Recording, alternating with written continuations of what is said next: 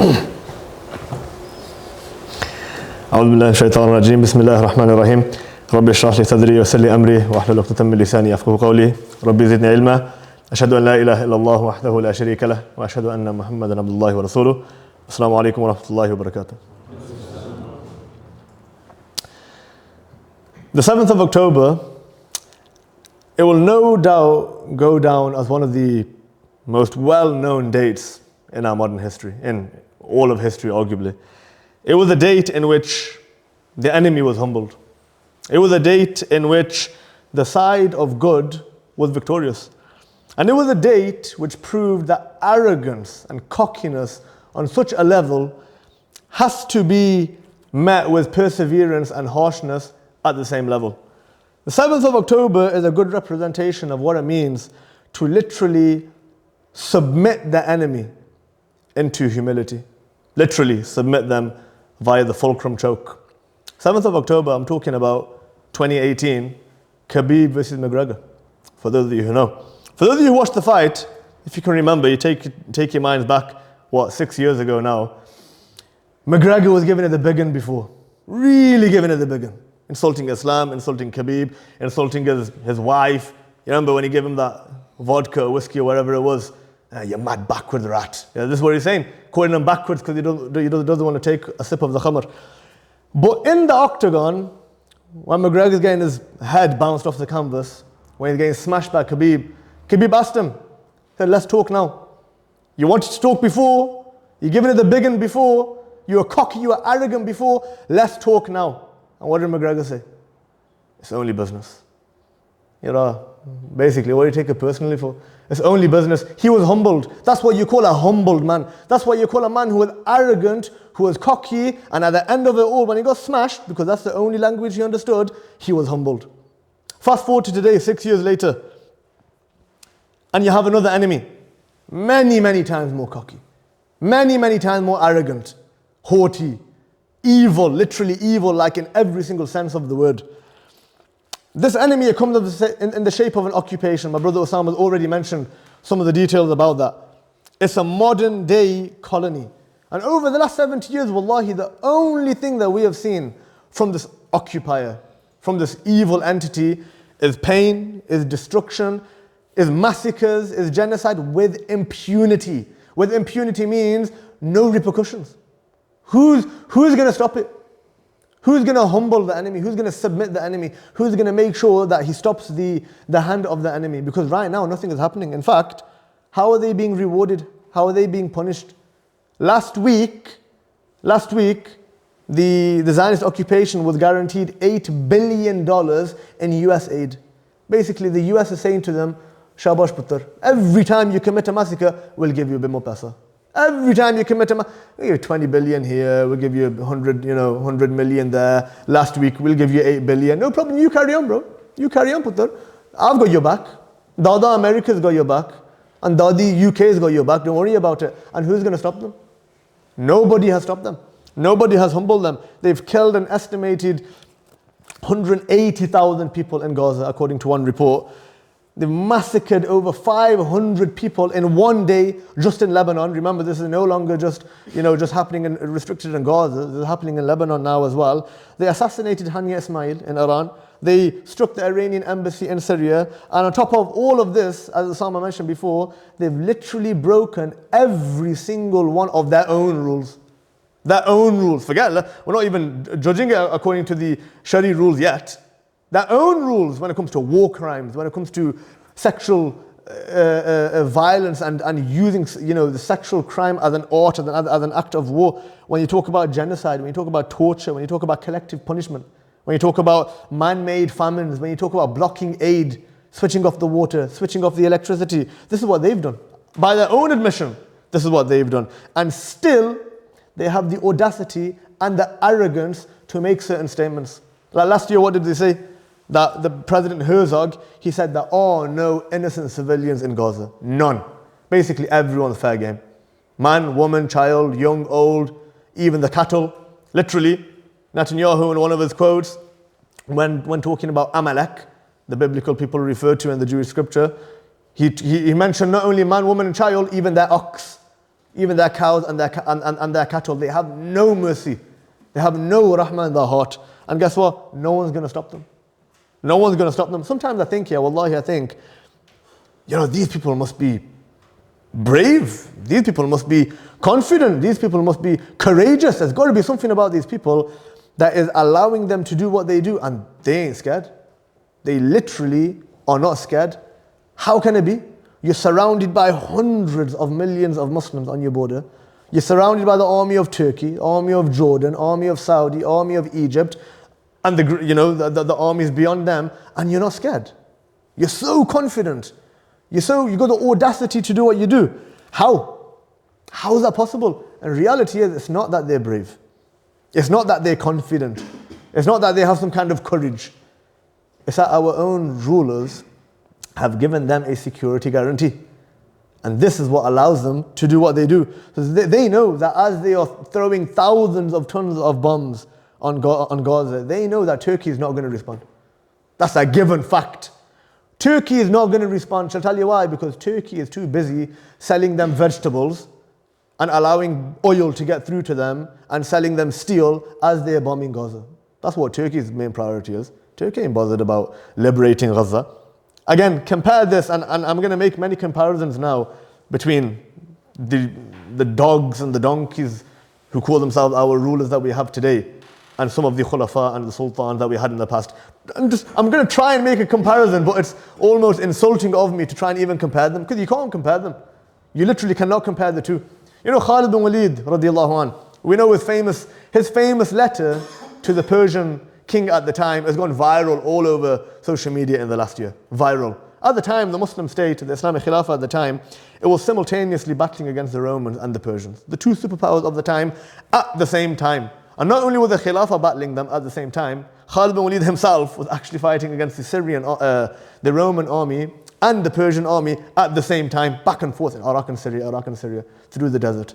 And one of the letters that he sent the king, very clear cut, straight to the point, no beating around the bush. He said, submit to Islam and be safe. Option one. Chalo, you don't want to do that, no compulsion. You don't have to, you're not forced to become a Muslim. Pay the jizya, will guarantee you protection.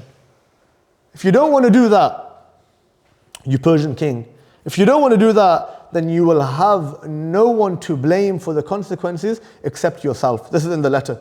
He said, you cannot have anyone to blame for the consequences except yourself, because I'm going to bring to you a people who love death more than you love life. That is what you call a real. When you talk about some power and you want to humble the enemy and you want to show the enemy of strength. And by the way, these people, they know that they're not empty words.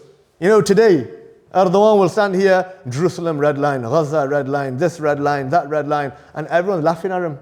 Yeah, we've heard this before. We've heard this 20 times before. Not with Khalid bin Walid, mate. People know Khalid bin Walid radiallahu anhu, not bluffer.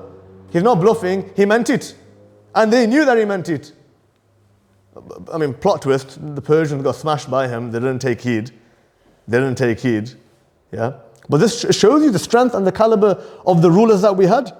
Again, the Zionist occupiers, they realize that this Islamic Khilafah today, the strength, it doesn't exist. They know, as Brother Osama mentioned before, as they are literally raping Palestinian men with batons on camera, in the prison, they know Egypt is not going to respond. Even though it borders Gaza, they know Egypt is not going to respond. Why? Egypt's too busy torturing and imprisoning its own people. That's what Egypt's busy with. Egypt is busy with making sure that any uprisings in Egypt doesn't happen again. Not only from the normal people, but from the army as well. They realize that these uprisings, they are known to be such traitors, such jahil, that the people hate them so much that their number one primary concern is not Palestine, it's about making sure that the people stay put. That's what they're concerned with. That's what they're busy with. Compare this with the Abbasid Khalifa, Harun al-Rashid. What a legend. What a don. Harun al-Rashid, at the time, he's the Abbasid Caliph, Queen Irene of the Byzantines, she used to pay tribute. She used to pay tribute for many years. She died and a new king came in power, Nicephorus. Nicephorus the first, he sent a letter. Wrong move, by the way. He sent a letter to Harun al-Rashid. He said, from Nicephorus the first the king of the Romans, to Harun al-Rashid, the king of the Arabs, the weak and faint-hearted Irene, she paid tribute to you. She should have made you pay tribute to her. I command you, I demand that all of the money and the tributes that she paid you, I want it back. Or else, this matter between us has to be decided by the sword. Nicephorus the first, he just basically signed his own qabr. Harun al-Rashid, he's reading the letter. The narrator is funny actually, the story. He's reading the letter, and you know, some people, when you get so vexed, sometimes people instantly react. It's not a delayed reaction. So Harun al-Rashid, he reacted so instantly, he wanted to send a letter back so fast, he didn't even have time to get a new piece of paper. So what he did was he turned the piece of paper around that he received from the king, he turned it around. And he wrote on the back of that, basically, ultimate disrespect. Ultimate disrespect. And he sent the letter back and he said, from Harun al-Rashid, Amir al-Mu'mineen, the commander of the faithful, of the believers, to Nicephorus, the Roman dog. This is how he addressed him. To Nicephorus, the Roman dog, you will not hear my response, but you will see it. Khalas. Khalas. 1 year later, Harun al-Rashid, rahmahullah, he launched another war, a new war on a new front with the Byzantines. And in this long war, he ended up killing over 40,000 Byzantine soldiers. And he forced them to pay him a tribute of 30,000 gold coins a year. And on top of all that, another demand was, every single Muslim prisoner that you have within your lands, release them. Bro, who's gonna mess him? Who's gonna mess with Harun al-Rashid after that? Who's gonna mess with the Muslims? Look at the way that they're carrying themselves. When you talk about humbling the enemy, no one dared. The guy only sent a letter. He didn't even kill anyone yet, the Roman king. It was a letter, but look at the way in which the Muslims carried themselves. And by the way, this wasn't out of arrogance. Wallahi, it wasn't out of arrogance and pride and ego. This was about fulfilling two things. Making Islam the most dominant and superior, and fulfilling the rights of the people, Muslim and non-Muslim. Fulfilling the rights of the ordinary person. We had this leadership. We had this system. It was molded around these two things, and that system doesn't exist today. And the Zionists know that very well. Remember when Netanyahu he had that map behind him, and he was talking about these Islamist fanatics. They want a caliphate, a global caliphate from Morocco to Indonesia. He mentioned that. And then he covers Israel with his thumb. They know that. They know that we don't have this khilafah today. They know we don't have the system today. So what do? They'll invade Lebanon. And they'll smash Gaza. And they will know that they don't have to worry about any missiles from Iran, any missiles from Yemen. You know why? Because any missiles from Iran, Jordan is going to intercept. And they did. Any missiles from Yemen, Saudi is going to intercept. And they did. Israel, these Zionists, they don't need to worry about that.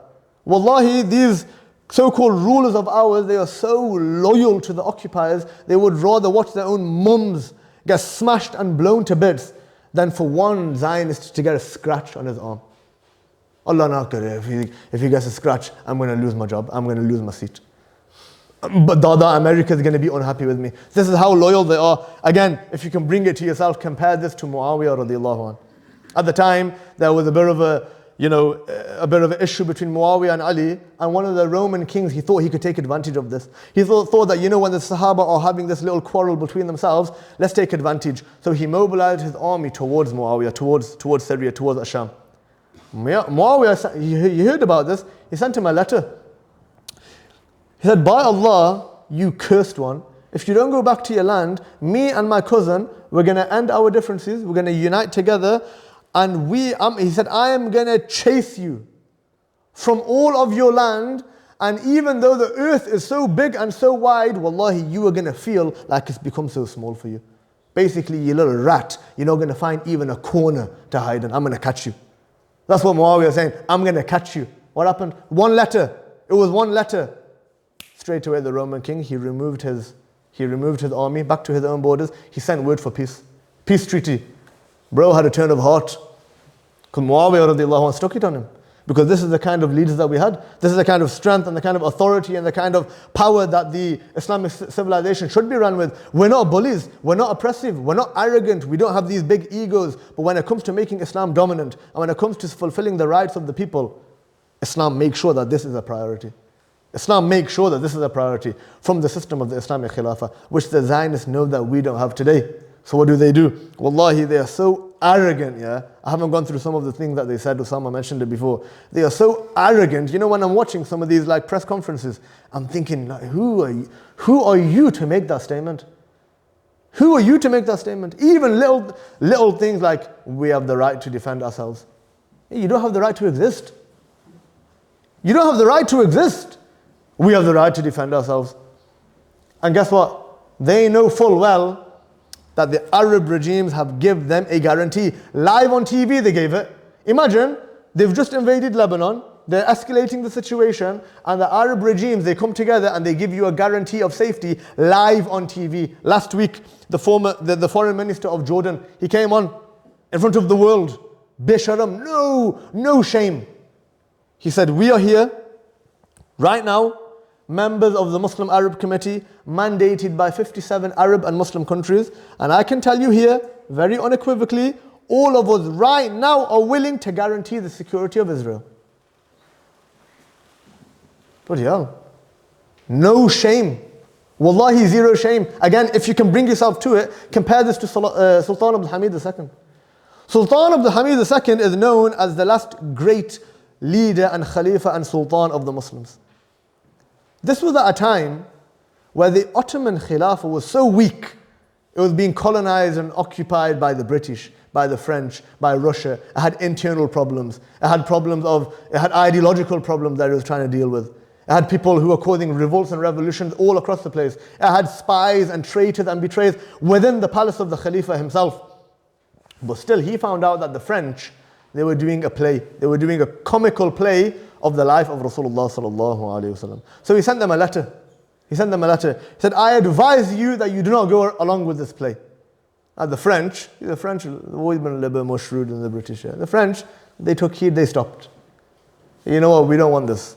They stopped. And in fact, to prove their word to the Khalifa, what they did is, they actually expelled the writers and the producers of the play. Now, lo and behold, where did these writers and producers, where did they run to? Where did they flee to? Britain. The British said, we're going to go ahead with the play. And what? Who's Sultan Abdul Hamid to tell us what to do? We're going to go ahead with the play. Sultan Abdul Hamid, he sent them a letter, don't go ahead with the play. And they replied, they said, look at the arrogance here. They said, this is not France. We have freedom within our borders. You're not talking to France, you're talking to Britain. Sultan Abdul Hamid said, Acha, talking to Britain, Amma, you deserve a reply that's worthy then. So he wrote to them. He said, my ancestors gave their lives without hesitation for the sake and the success of Islam. In this vein, I will decisively prepare an order to the entire Muslim Ummah and inform them of your continued arrogance and your continued haughtiness in persisting and allowing this play to continue. You must now consider what will be the outcome of this order. If you don't stop this play, I'm going to send a message to the entire Muslim Ummah. Don't forget, you've got colonies in India, you've got colonies in Egypt, you've got colonies in Sudan, you have colonies all over the Muslim world that the British want to keep. You try and go ahead with this play, I'm going to make life hell on earth for you. What do? Stop the play. What happened to your freedoms? What happened to your I'm not France? See, it requires a level of fire for fire. You want to be arrogant. Who's going to humble the enemy? This is the whole point of my talk. Who is it that is going to humble the enemy? It's the likes of these people. And not only them alone. They had systems behind them. They had an entire way of life behind them. They had an ummah behind them who was all channeled and wired up with the same thing. Make Islam dominant and fulfill the rights of the people. You know, the reality is that unfortunately, without this system, without the Islamic Khilafah, these atrocities are going to continue. And there will be nobody on the face of the earth who will be able to humble these people. Some of you may be thinking, this random guy from Stokes come along and he's telling us stories about Muawiyah radiallahu anh, Khalid bin Walid radiallahu anh, Sultan Abdul Hamid. He's telling us stories about Harun al-Rashid. You know, look at the state of the Ummah. Can anyone see the likes of Harun al-Rashid? Can anyone see the likes of Sultan Abdul Hamid? Can anyone see the likes of the Sahaba? And unfortunately what we do is we paint a very, very negative picture for ourselves. And essentially we shoot ourselves down. And what ends up happening is, we don't see what's actually right in front of our very eyes. Wallahi, right in front of our very eyes, over this last year, what have we seen? Haven't we seen the likes of what the Sahaba went through? You all know the story of Bilal radiallahu anhu, and Sumayya radiallahu anha, and Khabbab ibn al-Arat and Yasir radiallahu anhum. You all know these stories. But haven't we seen similar stories from this ummah? One video, wallahi, always stays in my mind when I think about this kind of stuff. Always stays in my mind is that video from Syria. For those of you who can remember, about, I don't know, 10, 15 years ago now, where they got this, the Bashar regime, they got this young man and they buried him up to his neck, alive. And as they're throwing soil on his head, they're saying, say Bashar al-Assad is your Lord. Say Bashar al-Assad is your Lord. Say Bashar and he's saying, La ilaha illallah, ashhadu an la ilaha illallah, ashhadu an la ilaha illallah. Until they're shoveling this dirt on his head. And the only reason why he stops is because this dirt probably enters his mouth, or he stops breathing and he's died. And he's met Allah subhanahu wa ta'ala like that.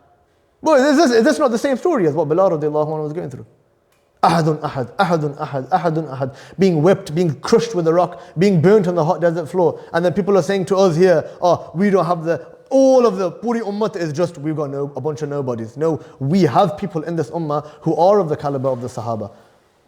People say, oh, everywhere I look I see a Fir'aun. Everywhere I look I see a Abu Jahl. Yeah, that's true in the positions of power. But for every Fir'aun that is put on this earth, Allah subhanahu wa ta'ala is going to send the likes of a Musa alayhi salam. For every Abu Jahl that exists on the face of the earth today, Allah subhanahu wa ta'ala is going to send the likes of a Sahabi to remove these kind of people. Because that is how Allah subhanahu wa ta'ala allows His sunnah to be, to go about. Allah subhanahu wa ta'ala allows His events to be like this. Again, other stories, bro. I was actually going to mention the video of that boy, of the man that kissed his daughter's eyes. I watched it today. Amazing. It's so sad and so beautiful at the same time, because the guy's smiling and he's holding his dead child, and he takes a selfie with her as well, by the way.